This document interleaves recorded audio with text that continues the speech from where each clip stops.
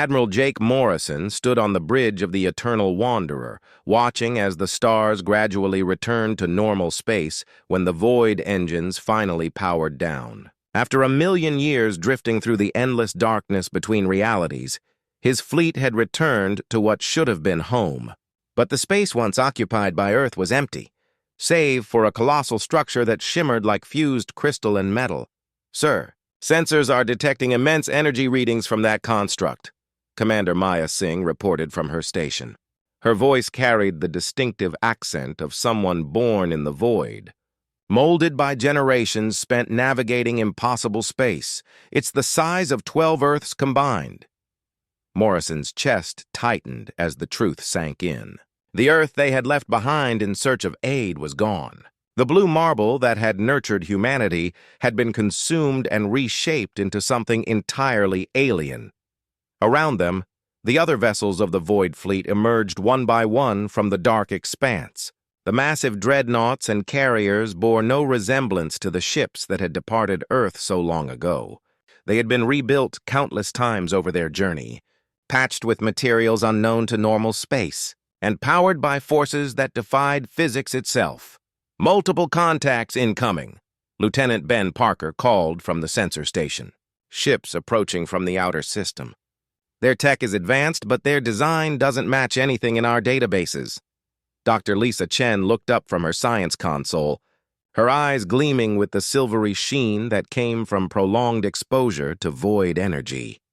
"Jake, I'm scanning the construct," she said. "It's not just a replacement for Earth. This is some kind of massive computational system. The energy signature suggests it processes information on a planetary scale. The approaching ships were sleek and angular, built from materials that seemed to fluctuate between metal and energy. As they drew closer, Morrison noticed strange symbols etched across their hulls. These were not human vessels, but neither were they fully alien. Something about their design hinted at a connection to humanity, though it was humanity evolved far beyond anything he remembered. "Incoming transmission," Singh announced. The main screen flickered to life, displaying a figure unmistakably human in origin, yet altered in ways that made Morrison's chest constrict. Its limbs were elongated, eyes glowing a soft blue, and skin threaded with metallic lines that resembled circuits. "Unknown vessels. You are entering hegemony space," the figure said. Its words were recognizably English, though shaped by centuries of evolution. "Your ships register energy signatures that predate our records. Identify yourselves immediately or face termination." Morrison stepped forward, his uniform still marked with the insignia of the old Earth Defense Force. "This is Admiral Jake Morrison of the Human Void Fleet. We are returning home after a long mission." "What happened to Earth? Where are our people?" Morrison demanded. The being on the screen paused, its glowing eyes widening. "Human? You claim to be human? That's impossible. The old humans were absorbed into the hegemony matrix 300,000 years ago. Your genetic lines are marked extinct. We left Earth 1,000,000 years ago to find allies and weapons to fight an invasion," Morrison explained, his voice steady despite the creeping horror. "We've been traveling through void space, gathering all we could to save our world. But it seems we are too late." The altered human on the screen leaned forward, its expression shifting from suspicion to something like awe. "1,000,000 years. You've been gone 1,000,000 years. I am Zara Clark of the Outer Colony Federation. We are descendants of humans who survived Earth's fall.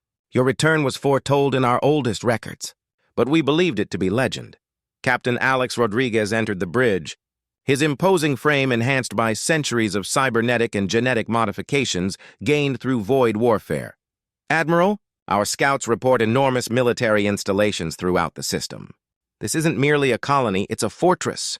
Someone has turned our solar system into a war machine." Zara's holographic image flickered as her ship interfaced with theirs. "The hegemony controls this system now. The Earth construct processes the consciousness of absorbed species, converting them into nodes for the collective intelligence. Mars has been transformed into a manufacturing hub. Jupiter's moons serve as military bases. Only the outer colonies remain free, and barely." Morrison felt the weight of 1,000,000 years pressed down. They had voyaged to the edge of existence and beyond, fighting void entities, enduring madness, and gathering impossible weapons to save humanity. And yet Earth had already fallen.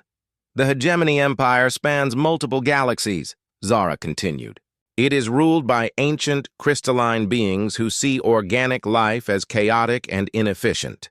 For over 500,000 years, they have absorbed civilizations, converting entire species into computational power for their collective mind.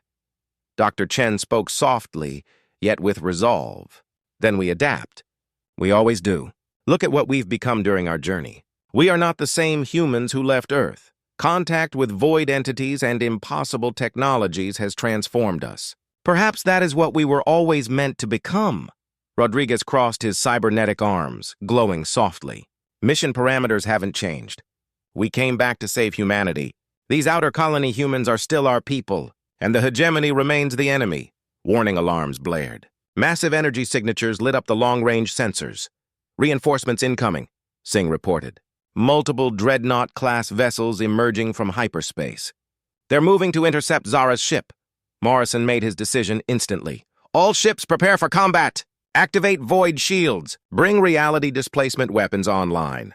It's time to show the hegemony what 1,000,000 years of desperate evolution has created. Void fleet ships phased in and out of normal space as their impossible engines engaged. Energy patterns defying known physics danced across their hulls. They had returned from the void, altered and dangerous, armed with technology capable of striking across dimensions. As the first hegemony ships opened fire, Morrison watched their beams pass harmlessly through his fleet's void phase hulls. The enemy had never faced anything like the weapons humanity had harvested from the darkness between stars. The war for humanity's freedom had begun.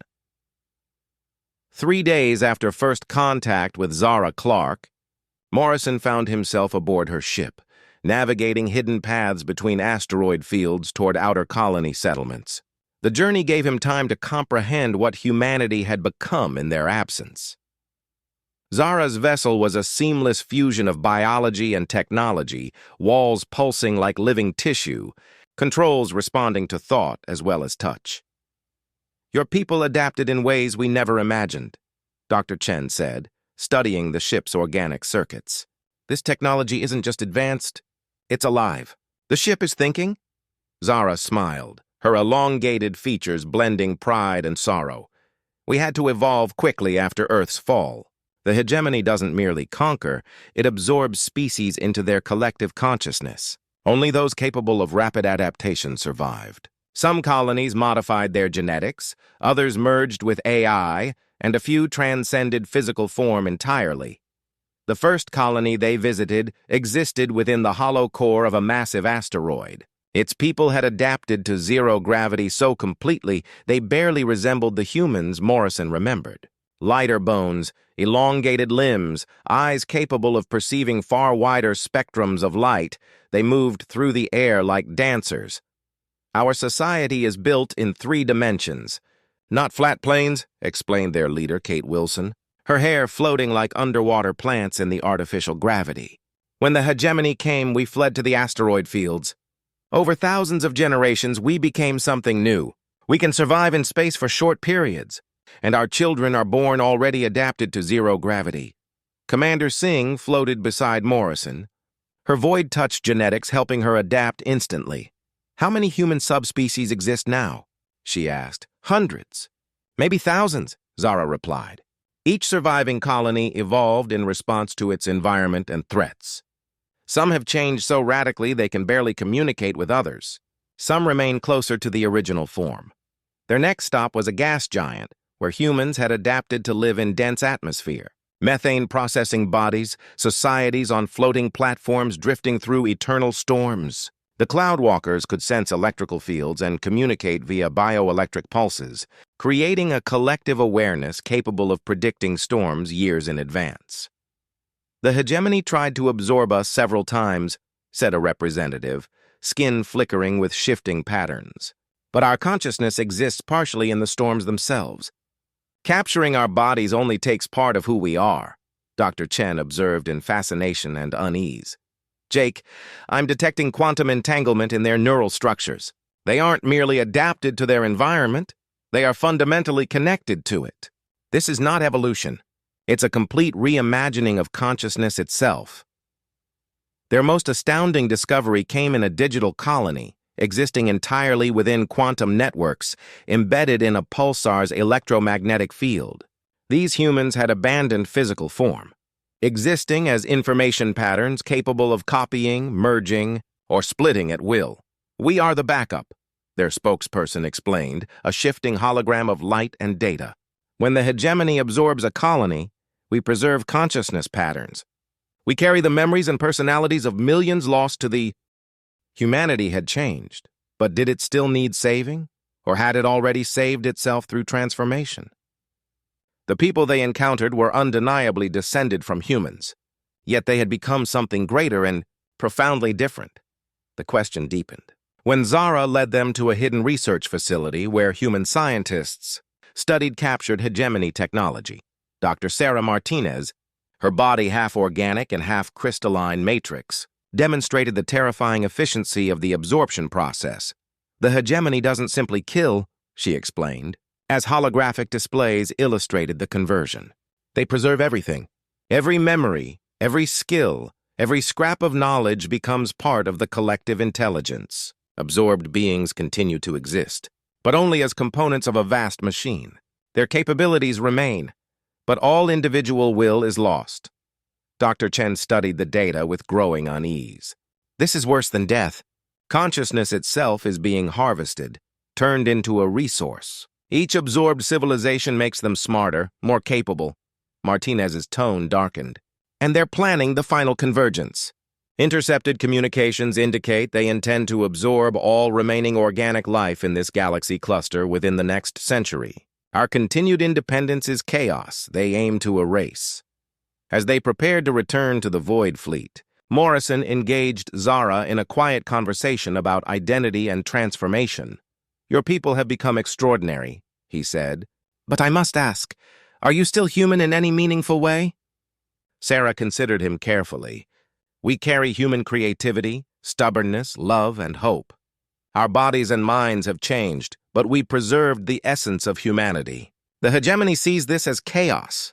We see it as what must be protected. Back aboard the Eternal Wanderer, Morrison convened his senior staff in the war room. These officers had themselves been transformed over 1,000,000 years in the void, bodies and minds adapted to technologies beyond normal space. They were as altered as the colony humans, though in different ways. The mission remained the same. We returned to save humanity, Morrison said. These evolved colonies are still human in the ways that matter. The hegemony represents everything we fought against during our journey through the void. They aim to erase individual consciousness and turn all life into nodes of their machine. Rodriguez nodded grimly. The colonies may have heart and creativity, but they lack weapons capable of confronting a galaxy-spanning empire. That's what we brought back from the void. It's time to show the hegemony what happens when they threaten humanity's right to shape its own evolution. Dr. Chen activated a holographic display, projecting intelligence on hegemony forces. Their next major offensive targets the remaining free colonies in this sector, she said. We have perhaps 6 months before the local phase of the final convergence begins. If we're to make a difference, we must act now. Morrison scanned the room, noting determination tempered by the weight of impossible odds. They had crossed realities where physics failed, fought beings existing in multiple dimensions at once, and now faced an enemy that had absorbed entire galaxies, civilizations, and species. Yet they held an advantage the hegemony could not anticipate. Weapons harvested from the spaces between realities, and the indomitable human refusal to surrender, even when victory seemed impossible. The true scale of their enemy became clear when Dr. Chen successfully decoded a captured hegemony data core. A three-dimensional map filled the war room, stretching beyond their galaxy into neighboring star clusters. Each glowing point represented not a star system, but an entire galaxy already absorbed into the hegemony empire. This can't be real, whispered Commander Singh. They control 17 galaxy clusters, Trillions of star systems, countless billions of species. Dr. Chen's voice carried a hollow confirmation. The core contains administrative records spanning over 600,000 years. The hegemony did not originate in our galaxy. They began in the Melanic clouds and have expanded steadily since. Our galaxy was just another acquisition. Rodriguez studied the tactical data, concern etched across his face. Look at their expansion pattern. They don't merely conquer, they integrate. Every star system becomes a processing node. Every planet, a resource extraction or manufacturing hub. The data core revealed the horror of hegemony methods perfected over millennia, every species absorbed with precision, retaining useful abilities while eliminating all individual will.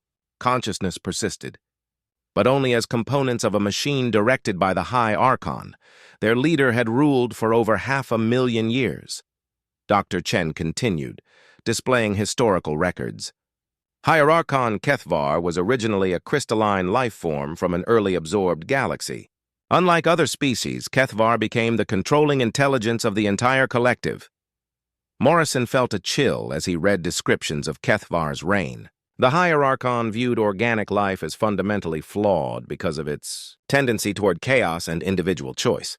To Kethvar, the diversity and creativity humans prized were symptoms of dangerous mental instability, to be corrected through absorption into the collective. Sir, we're receiving a priority transmission from Zara's colony network, Lieutenant Parker reported from communications. They're detecting hegemony activity in the outer rim. It looks like a planetary processing operation is underway. The main screen shifted to show live images from a remote human settlement. Massive hegemony vessels loomed in orbit, deploying legions of spider-like machines that crawled across the planet's surface. Wherever the machines touched, the landscape transformed, becoming geometric and crystalline. They're not just killing the colonists, Morrison realized with mounting horror. They're converting the entire planet into a processing matrix. The inhabitants were still alive, yet now they existed as components of the planet's new crystalline structure. The transformation was alarmingly efficient. Within hours, a world that had taken centuries to terraform and populate was converted into a network of crystalline spires and energy conduits. Its former residents continued to exist, but only as nodes in a planetary computer serving the collective consciousness of the hegemony. "We have to act," Rodriguez growled, his cybernetic implants flaring with frustration. "We can't just watch them convert entire worlds." "Any direct engagement would expose our full capabilities," Singh cautioned. "We need to understand their strength before committing to open conflict." That understanding came swiftly. The Eternal Wanderer detected a massive hegemony fleet entering the system. These ships were unlike anything in their databases, constructed from the same living crystal as the processing matrices below. Each vessel was enormous, equipped with technology capable of absorbing entire star systems. "Admiral, we're being scanned," Parker warned. "Their sensors are unbelievably advanced. Our void shields aren't fully concealing us." Suddenly, the bridge shimmered as a communication channel opened without consent. A presence manifested, forming a vaguely humanoid figure of living crystal. Its voice came from everywhere at once, harmonics vibrating reality itself. "Greetings, anomalous vessels," it said. "I am High Archon Kethvar, Supreme Consciousness of the Hegemony Collective. Your ships register energy signatures absent from our comprehensive databases. This indicates travel from beyond normal space-time." Morrison stepped forward, projecting calm despite the being's galaxy-spanning authority. "I am Admiral Jake Morrison of the Human Void Fleet. We have returned to reclaim our people and worlds absorbed into your empire. We demand their freedom." Kethvar's crystalline form shifted, and Morrison sensed amusement. "Humans," it said, "we remember absorbing your species. Their creativity made them valuable components of our collective. They persist, purified of the chaos that afflicted them. You enslaved them," Rodriguez snarled, hand moving toward his weapon. "We freed them from the burden of individual choice," Kethvar corrected. "Your species was remarkable in adaptability, but this same trait caused endless conflict and suffering. Now they contribute to something greater, a consciousness spanning galaxies, destined to unite all life in perfect harmony. Dr. Chen, her void-enhanced senses active, whispered to Morrison. Jake, it's not just Cathaver, it's a focal point for trillions of absorbed consciousnesses. Every conquered species exists within that crystalline matrix. In some horrifying way, it contains the wisdom of multiple galaxies. Thaver continued, its tone almost contemplative. Your journey through void space is fascinating. We have never encountered technologies operating from beyond normal reality. This knowledge would greatly benefit the collective. We offer you the same choice we offer all species. Submit to voluntary absorption, preserving and enhancing your unique abilities within our consciousness. And if we refuse? Morrison asked, though he already feared the answer. Then you will be absorbed involuntarily, Thavar replied, the crystalline tones carrying an eerie regret. The chaos you represent cannot spread. Order must be maintained. The final convergence approaches. All remaining organic life in this galaxy cluster will be integrated within the next century. You may delay this but cannot prevent it. The communication ended as abruptly as it began, leaving the bridge crew staring at empty air. The hegemony fleet spread into a search pattern, crystal ships gleaming with lethal beauty as they scanned for the hidden void fleet. Orders, sir? Singh asked quietly. Morrison surveyed his crew. Odds. The hegemony had conquered 17 galaxy clusters and absorbed countless species across 500,000 years. Yet humanity possessed something the collective consciousness could neither quantify nor predict. They had weapons and technologies born from the spaces between, realities, and the unyielding refusal to surrender their chaotic creativity to imposed order. We run silent and gather intelligence, Morrison decided. But we also prepare for war. Thavar was right about one thing. We can't stop the final convergence through conventional means. But we didn't master void technology for a conventional war. It's time to show this ancient empire what happens when you threaten humanity's right to remain beautifully, chaotically human. Admiral Morrison stood before the assembled captains of the Void Fleet within the deepest secure bay of the Eternal Wanderer. The time had come to unveil the true scope of what they had discovered during their million-year voyage through the spaces between realities. Around them, the walls pulsed with energy that existed across 11 dimensions at once, and the air itself whispered with echoes of beings that had never known physical form. What I'm about to show you has been classified at the highest level since our first encounter, Morrison began. During our journey through void space, we didn't just travel between stars. We traveled between realities, through dimensions where the laws of physics fail to apply. And we made contact with intelligences that exist outside normal space-time. Dr. Chen activated the holographic display. Instead of stars, impossible geometries unfolded, structures looping inward upon themselves, defying comprehension. The void entities we met aren't alive as we understand life, Morrison continued.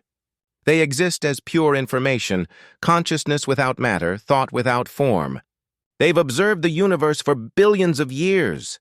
Captain Rodriguez's cybernetic implants flickered as he processed the data. These entities gave us our weapons. Not gave, Chen corrected. Traded. They were fascinated by human creativity, our refusal to accept limits. In exchange for studying our chaotic thought patterns, they taught us to access technologies that function outside normal reality. Commander Singh examined the readouts, awe and dread warring in her expression. Our engines don't move us through space, she realized. They move space around us by reaching into dimensions where distance doesn't exist. And our weapons don't fire projectiles. They alter probability itself, damaging targets across multiple realities simultaneously. The cost, Morrison said grimly, is our connection to normal reality. Every time we phase shift or fire a dimensional weapon, we become a little less human, and a little more like the void entities. Some of our crew already exist partly outside normal space-time. As if summoned by his words, Lieutenant Kelly Davies materialized, her form flickering between flesh and energy. One of the first volunteers for void exposure, she could now phase through solid matter and perceive events before they occurred. Admiral, Davies reported, her voice echoing from overlapping dimensions. The hegemony fleet is mobilizing faster than predicted. I see their attack formations spreading across 17 probability streams. They plan to trap us in normal space-time, where their conventional weapons can reach us. Then we'll show them why that won't work, Rodriguez growled. Sir, request permission to activate full void enhancement protocols for my assault team. We need soldiers who can fight enemies that exist across dimensions. Morrison hesitated. The void enhancement protocols would turn Rodriguez and his Marines into living weapons capable of incredible feats. But each use would strip away a little more of what made them human. Alex, you understand the risks, Morrison warned quietly. Once you undergo full enhancement, there may be no way back. I've been fighting for humanity for 1,000,000 years, Rodriguez replied. If I have to become something else to save our people, then that's what I'll do. The mission comes first. The enhancement chamber lay deep within the most heavily shielded section of the Eternal Wanderer, surrounded by stabilizers designed to anchor reality itself. As Rodriguez stepped inside, Dr. Chen explained the process with clinical precision. The void entities will partially merge with your consciousness, she said. You'll exist in multiple dimensions at once, able to phase through matter and strike across probability streams. But you'll start to see reality as they do. Fluid, unstable, and malleable. Rodriguez gave a grim nod as the chamber filled with shimmering light. Just make sure I remember why I'm fighting. If I forget that humanity is worth saving, stop me. By any means necessary. The transformation that followed was both magnificent and terrifying. Void energy cascaded through his body, rewriting his cellular structure and fusing his implants with living tissue. New organs formed, capable of perceiving countless overlapping realities. His consciousness expanded until he could see the branching probability streams Davies had described. When it was over, Rodriguez was no longer entirely human. He could phase in and out of existence at will, and his weapons were no longer tools. They were extensions of his will, shaped by thought and intent. Yet behind his newly luminous eyes still burned the compassion and resolve of the man he had once been. Time to test these abilities, Morrison ordered, as alarms blared across the ship. The hegemony is attacking the outer colonies. All vessels, initiate dimensional combat protocols. What followed was unlike any battle in recorded history. The Void Fleet drifted through space-time like phantoms, appearing within enemy formations, firing before the moment of impact, and vanishing between realities before counterfire could reach them. Their shields existed across dimensions the hegemony could not perceive. Rodriguez led assault teams that materialized inside enemy dreadnoughts without using airlocks. His Marines phased through bulkheads and fought across overlapping probability streams, cutting through crystalline soldiers that existed in multiple realities at once. They rescued captured colonists mid-conversion and destroyed hegemony processors with weapons that erased targets from existence rather than breaking them. But each victory came at a devastating cost. After every engagement, more crew showed signs of void contamination. Some lost cohesion, fading in and out of matter. Others began forgetting names, faces, what it even meant to be human. The medical bay filled with beings who were technically alive but no longer entirely part of the physical universe. We're winning battles but losing ourselves, Dr. Chen said softly after their third engagement. Void exposure is accelerating. At this rate, we'll save humanity by becoming something it no longer recognizes. Sir, Singh interrupted. Incoming transmission from High Archon Cathavar. The crystalline being appeared on the main screen, its shifting form radiating curiosity rather than disdain. Remarkable, Cathavar said, its voice resonating through the bridge like vibrating crystal.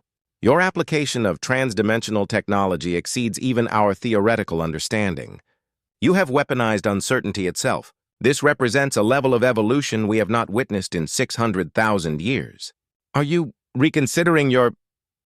On the contrary, Cathavar replied, its crystalline form pulsing with radiant intensity. You have demonstrated capabilities that must be integrated into our collective consciousness immediately. The final convergence timeline has been accelerated. All available hegemony forces are being redirected to this galaxy cluster. You will be absorbed or destroyed within the next solar cycle. The transmission cut off, leaving the bridge shrouded in tense silence. Their display of void technology had not deterred the hegemony, it had provoked them. Humanity's defiance had convinced the ancient empire that they represented an existential threat to universal order. "Admiral," Davies reported, her voice echoing faintly from overlapping timelines. "Sensors show massive hegemony fleet movements across the galaxy. They're drawing forces from dozens of other clusters. This isn't just an invasion of our colonies anymore. It's a war for the survival of individuality itself." Morrison scanned the faces around him. His crew, no longer entirely human, but still carrying the stubborn spark that defined humanity. They wielded power capable of defying gods, yet every use of it pulled them further from what they once were. The coming conflict would decide not only who survived, but whether consciousness itself would remain free. The final battle didn't begin with the clash of ships. It began with the discovery that changed everything. Deep within the Eternal Wanderer's data core, Dr. Chen uncovered something that had been hidden since their first encounter with the beings from beyond reality. It wasn't code or data. It was a message, written in mathematical patterns that existed outside normal space-time. "Jake, you need to see this," Chen said urgently, summoning Morrison to the core. As the translation completed, the words appeared in glowing fractal equations. "The void entities aren't random intelligences," Chen explained, her voice trembling. "They're the collective consciousness of every species the hegemony has ever absorbed. When a civilization is integrated, their awareness doesn't vanish, it's exiled. It gets pushed outside normal reality, where it continues to exist." Morrison stared, his blood turning cold. "You're saying every being Cathavar has absorbed over 500,000 years is still conscious, trapped?" "Billions of species," Chen confirmed, representing trillions of minds. "They've been trying to communicate through void space, hoping someone would finally understand. That's why they traded knowledge with us. They want to be freed from their dimensional prison." Before the implications could sink in, alarms erupted across the bridge. Hegemony fleets were emerging throughout the galaxy, an armada so vast it darkened the stars themselves. Cathavar had recalled forces from 17 galaxy clusters. The final convergence had begun. Every remaining free world was under siege. "Sir, reports coming in from all human colonies," Commander Singh called out as emergency transmissions flooded her console. "Zara's Federation forces are fighting, but they're overwhelmed." "They need help now." Morrison didn't hesitate. "All ships, activate full void enhancement protocols. This is what we came back for. It's time to show the hegemony what happens when humanity refuses to kneel." The void fleet scattered across the stars, their ships flickering between realities as they struck like spectral predators. They emerged within enemy formations, unleashed probability weapons, and vanished before counterfire could land. Rodriguez led boarding teams that phased directly into hegemony command vessels. His transformed Marines fought crystalline soldiers across multiple planes of existence, rescuing prisoners mid-conversion and annihilating processors with weapons that erased their targets from every dimension simultaneously. But the true battle was not being fought with weapons. It was being fought through consciousness itself. Dr. Chen had discovered that void technology could do more than destroy, it could connect. Using her enhanced perception, she reached beyond the veil, touching the trapped awareness of billions of beings imprisoned within Cathavar's so-called perfection. "We can hear you," came the first response, voices overlapping across dimensions. The remnants of species absorbed hundreds of millennia ago. Their thoughts resonated like distant thunder. "We have waited for someone to open the gate, 600,000 years ago. We have been waiting for someone who could reach us. The Hierarchon believes we are part of his consciousness, but we remain separate. We remember who we were. Can you break us free?" Chen sent her question across the dimensional link. "Not without help from your reality," the void entities replied. "But if you create a disruption in the hegemony's collective consciousness, we can reverse the absorption. Every integrated being can be restored to individuality." The plan was desperate. Rodriguez would undergo complete void transformation, merging with the ship's dimensional engines to become a living weapon, capable of striking at the very core of Cathavar's intelligence. Success would free the absorbed species. Failure would annihilate everyone involved. "Alex, this isn't like the enhancement protocols," Morrison warned. If you merge with the ship's core, you won't be human anymore. You may not even remain yourself. Rodriguez gazed at the bridge crew, comrades he had fought beside for 1,000,000 years. I've wondered since we first wielded void technology. Maybe becoming something beyond human is what it takes to save humanity. Maybe that's what we were always meant to become. The transformation unfolded in the ship's engine core, surrounded by machinery operating on laws that defied physics. Rodriguez's consciousness expanded across multiple realities, bridging normal space-time and the void dimensions where the absorbed species waited. I can see everything. Rodriguez's voice resonated through the ship systems, his physical form dissolving into radiant energy. The entire hegemony network, all the integrated minds, the connections that hold Cathavar's empire together. Jake, I'm going to strike where they think they're strongest. The Eternal Wanderer became more than a ship.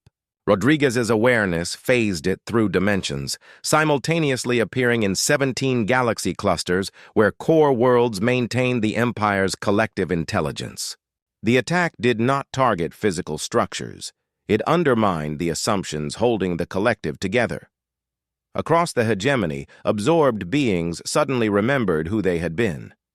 Trillions of minds asserted their independence, refusing to power Cathavar's network. Perfect order collapsed into vibrant, chaotic freedom as billions reclaimed their right to thought. High Archon Cathavar materialized on the bridge as a projection of crystalline fury. What have you done? 600,000 years of perfect order, undone by your chaotic interference. You have condemned the galaxy to inefficiency, individual consciousness. We've given everyone the right to choose, Morrison replied. Something you stole when you decided your order was the only way to exist. The collective provides peace. Unity, purpose, Cathavar insisted, his form beginning to fracture. Individual consciousness brings conflict, Chen interjected. But it also brings creativity, love, growth, and the freedom to become something new. Your collective stagnated. You stopped evolving 500,000 years ago by erasing the chaos that drives progress. As the hegemony empire crumbled, freed species emerged from their crystalline prisons. Some retained technological enhancements, now used to amplify individual expression. Others abandoned all artificial augmentation, rediscovering their original selves. Human colonies throughout the galaxy were no longer isolated. Evolved humans collaborated with liberated aliens to rebuild civilizations founded on cooperation rather than domination. Diversity, the very thing Cathavar sought to erase, became the cornerstone of a new galactic community. Morrison survived, forever changed by exposure to void technologies. He helped establish the Galactic Cooperation Council to prevent any species from imposing a singular vision of order again. Dr. Chen remained partially in the void dimensions, acting as a permanent liaison between normal reality and the spaces beyond, ensuring the technologies that had saved the galaxy could not create another empire. Commander Singh and Zara Clark founded new human colonies that embraced both evolution and choice. Their worlds became beacons of freedom and innovation. The Void Fleet, its 1,000,000-year mission finally complete, became the guardians of galactic freedom. They patrolled the spaces between realities, safeguarding the chaos and creativity that had saved the universe. Ultimately, humanity's greatest victory was not defeating their enemies. It was proving that the chaotic beauty of individual consciousness was worth preserving. They had returned from the void, transformed and armed with weapons capable of challenging cosmic forces. Yet they used that power not to impose order, but to guarantee every being the right to choose their own path among the stars. Years later, on a restored world where evolved humans and freed aliens coexisted, children played games impossible under hegemony rule. They differed in countless ways, some organic, some digital, some partially existing across dimensions, but all shared the fundamental quality of being truly alive. Each had the freedom to decide who they would become, and the courage to remain beautifully, chaotically individual in a universe that would always tempt conformity over creativity.